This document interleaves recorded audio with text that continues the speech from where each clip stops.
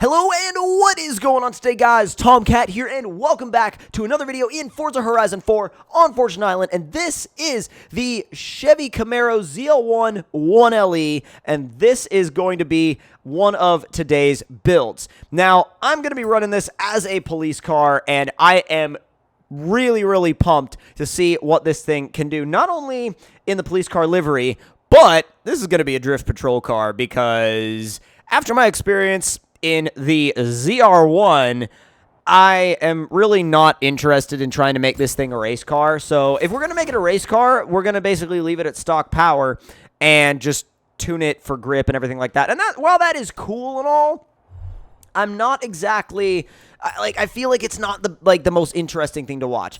And what I'm going to do with this car is I'm going to throw the drift suspension straight at it. Race brakes are going on from the get-go. Throwing the... What? So, in order to make this a drift car, we are going to have to put the rally suspension... Well, I guess... Well, no, you know what? We're going to throw the rally suspension at it, and then we're going to basically slam it on rally suspension, which is going to be a little weird, but it should hopefully get us some extra steering angle, because a lot of the time the rally suspension will come with some extra steering angle. It's just going to look really goofy while it's sitting in the garage. So with that being said, this thing is going to get all of the upgrades in terms of engine stuff, and we'll probably end up around the 1,000 horsepower mark when all is said and done. What do we get? Oh, come on. Stop it. 990 and 867. So plenty to get this thing sideways. Plenty to get it sideways. Now, let's see. Get all that stuff done. We've already gotten all that stuff done, actually, so I don't know why I'm in there. Drivetrain, we'll go ahead and build that all the way out. And I wonder what kind of stuff we have in, like, aero tuning and, visual stuff. So, aero and appearance. We have a front bumper upgrade, which we're not going to do. And we could put the Forza wing on or take the Chevy wing off, which we're not going to do either of those. Now, conversion-wise, you could throw a 6.5-liter V12, a racing V12, or a racing V8 in here. We're not going to do any of those. You could swap it to all-wheel drive, and you could convert it to twin turbos, which actually, you know what? We're going to convert it to twin turbo. Wow. Plus, okay, but you know what's interesting? The base turbos make the same as the race supercharger. So, yeah, the race turbos push us over 1,000. So, I'm good with that.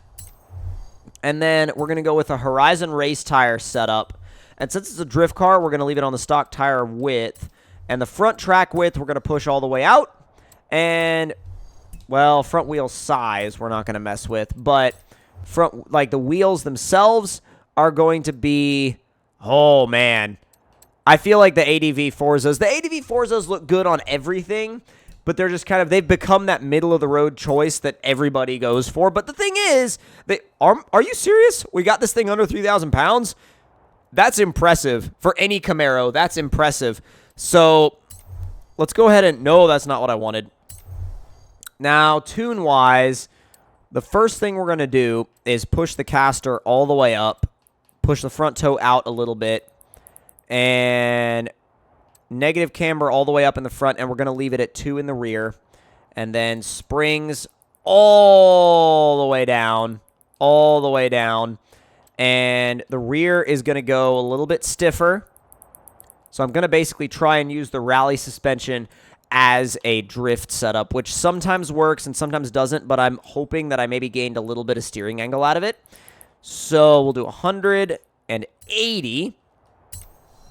And now let's see what the car actually ends up looking like. Oh, yeah. Oh, yeah.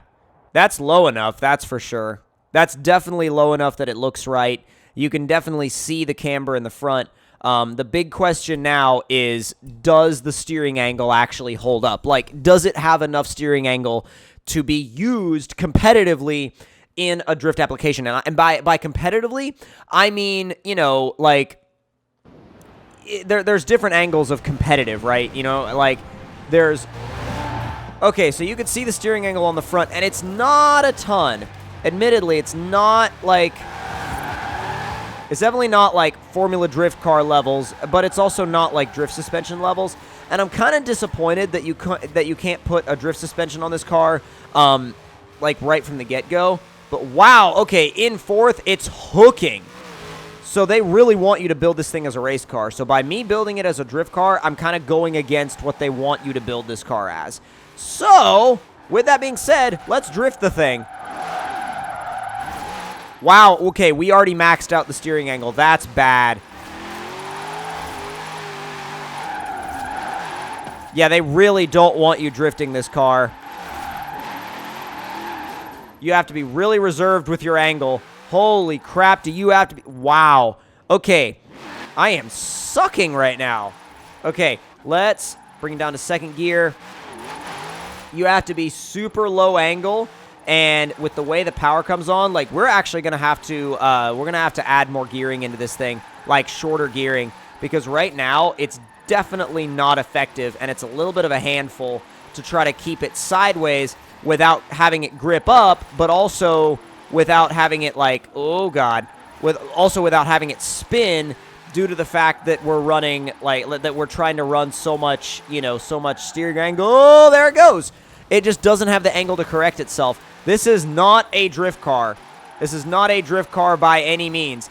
It looks cool doing what it does, but this is not what it was made for. Like, this was made to be a race car, and we are completely going against what this car was built for by using it for this purpose. Now, I don't think that we're going to be scoring over 300K.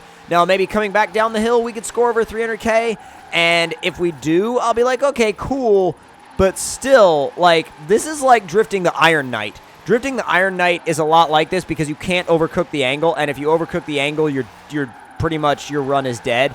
So, and that's what this car is like. If you overcook the angle, there's no getting it back. There's genuinely no getting it back, and the only way to get it back, or the only way to save yourself from spinning out, is to pretty much just stop the car, and that's not effective. So when you think about, what? See, right there. Yeah, like, I was like, okay, I want to go for a little bit more angle, and the car's like, no, you're not. You're not going to go for a little bit more angle. That's not what I'm for.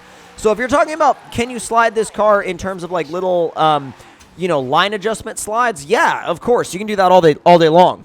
But if you're talking about, making it an actual drift car, no. Not what this car is for. Even with the rally suspension, not what this car is for. So let's make a run down the hill and see what we can do. We've already maxed out the steering angle, so that's it, If you overcook the angle, you're completely and totally done. Oh my god, completely and totally done for. I thought he wasn't going to ghost out. That's why I was trying to go around him.